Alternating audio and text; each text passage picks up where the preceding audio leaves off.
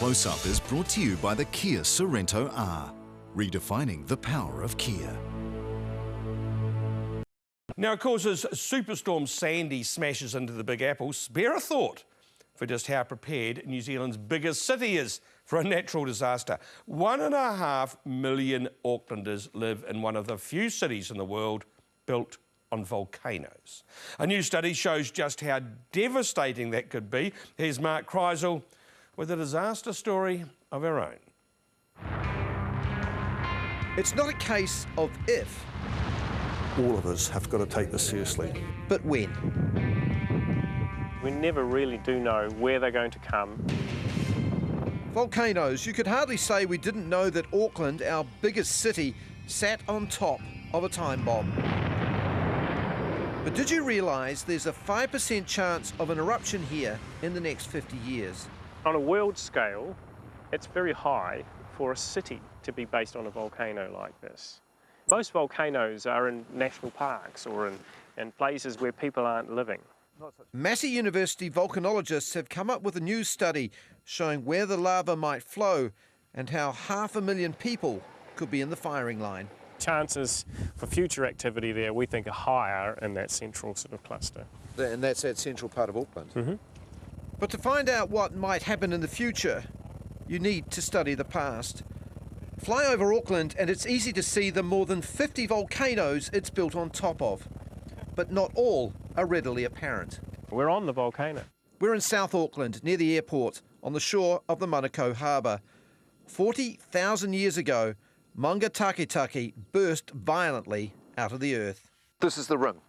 Yep, this is part of the rim, yeah. And so it's a really large structure. So the little pimple in the middle is what people often look at as being the, the volcano, the most exciting part. But the most exciting part is this really broad apron all around, which has actually got all the evidence of the really violent, these lateral currents.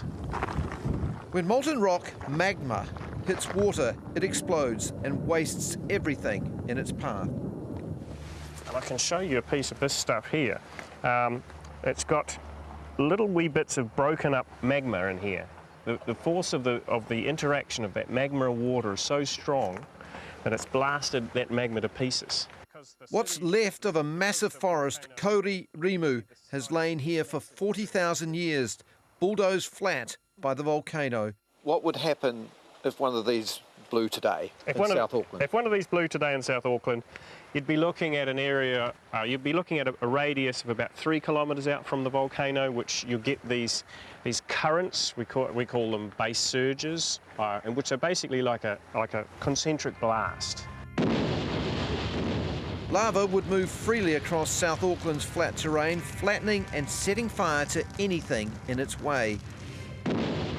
Central Auckland is ringed by volcanoes. It is a different proposition, especially when you're in a valley like Queen Street.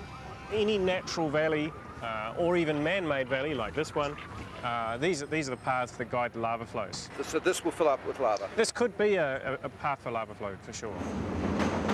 And the hubbub and din of the CBD can drown out the sound of any approaching magma. So something could be going on down there, on its way up to see us. Yep. And we wouldn't hear it. Particularly for the first half of its journey, from 80 kilometres down, we will know nothing about it. Once magma gets into sort of the harder rock, we might see some earthquakes. But the best way of doing that is through these new seismometers that are now being put down in deep boreholes. One of those is deep down under Eden Park, and it too jumped around a bit when we won the Rugby World Cup. Also underground is civil defence. How safe is this bunker? We're safe for earthquake, we're safe for flooding, we're safe for the known ones, but when you were talking about volcano, you don't know where they're going to occur, so we have alternate centres as well. Warning time from the seismometers could be anything from 3 weeks to 6 hours. If Mount Eden blows, civil defence would have to clear out a 5-kilometre buffer zone around central Auckland. So you could be in excess of 400,000 people in a busy work day that would be impacted by an evacuation of that size. That's the nightmare scenario. That is the worst scenario that we can think of, yes. Many will self-evacuate after hearing the warnings, but Auckland's roads can be gridlocked at the best of times. People can, even in Auckland, we can still walk, and for a few kilometres, that is enough to get out of harm's way if we can give people time and to warn them in time. Or even run. Or even run. Do it safely. Once out of the immediate area, you should be safe, but then the ash starts to fall. That will carry on for a huge area, anywhere where the wind will take it, and that gets in machinery. It's very sharp, very damaging. So if it gets in your lungs, it does a lot of damage.